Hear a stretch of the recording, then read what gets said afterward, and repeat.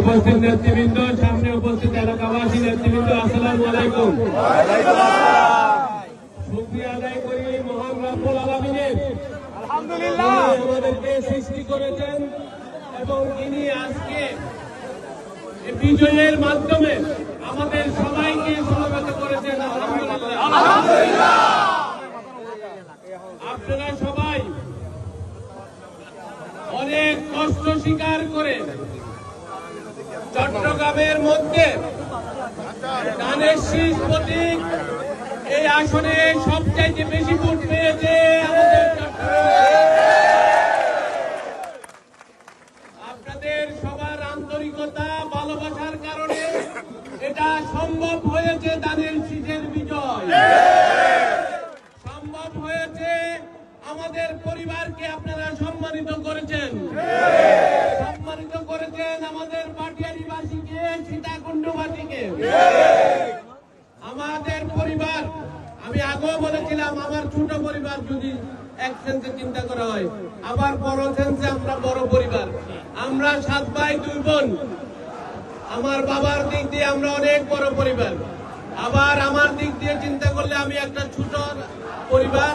আমার একটি মাত্র মেয়ে, আমি আর আমার সহধর্মী। আমি চিন্তা করেছি আমাদের দায়িত্ব, পারিবারিক দায়িত্ব কম রাখার জন্য আপনাদের দোয়ায় আমার মেয়েকে বিয়ে দিয়ে দিলে আমার আর দায়িত্ব বেশি থাকে না।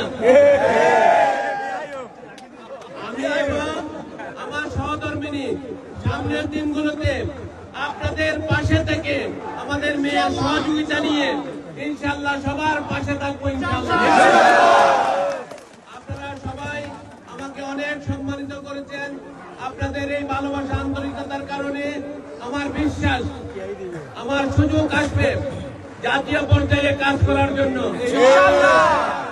দোয়া থাকলে আমরা জাতীয় পর্যায়ে কাজ করে এই সীতাকুণ্ডকে সারা বাংলাদেশের মধ্যে একটা আদর্শ এলাকা হিসেবে আমরা প্রতিষ্ঠিত করব। আপনারা আপনাদের এলাকার জন্য গর্ব করতে পারবেন, আপনাদের ছেলের জন্য গর্ব করতে পারবেন। আপনাদের ছেলে কোনো দুর্নীতিতে কখনো জড়িত হবে না ইনশাআল্লাহ। এই এলাকাকে আমরা বাংলাদেশের মধ্যে একটা মডেল এলাকা হিসেবে আমরা প্রতিষ্ঠিত করব।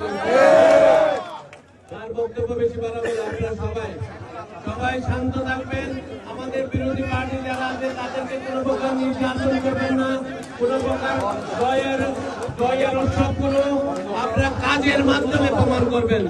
কাজের মাধ্যমে দেখিয়ে দিব যে জনগণের ভালোবাসাকে আমরা কাজের মাধ্যমে আমরা প্রমাণ করে দেব ইনশাআল্লাহ। সবাইকে আন্তরিক কৃতজ্ঞতা এবং ধন্যবাদ। আমি আসলে আমাদের অনেক মুরব্বী আছে, সবার সাথে আলাদা আলাদা দেখা করে গলাগলি করতে পারলে আমার খুব ভালো লাগতো, কিন্তু পরিস্থিতি পরিবেশ এমন আমার পক্ষে অনেক সময় ইচ্ছা থাকা সত্ত্বেও সম্ভব হচ্ছে না। আমাদের সম্মানিত মা বোনেরা এসেছেন, তাদের সাথেও আমরা আলাদাভাবে দেখা করতে পারছি না।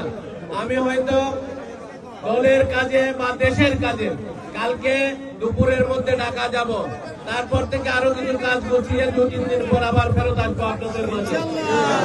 দোয়া করবেন, আপনাদের দোয়া সব সময় আমাকে করবেন এবং আমার ভালোবাসা, আন্তরিকতা আপনাদের প্রতি সব সময় থাকবে। সবাইকে আন্তরিক কৃতজ্ঞতা এবং ধন্যবাদ জানিয়ে আজকের মতো এখানে বক্তব্য শেষ করছি। দেখা হবে সব সময় আপনাদের সাথে।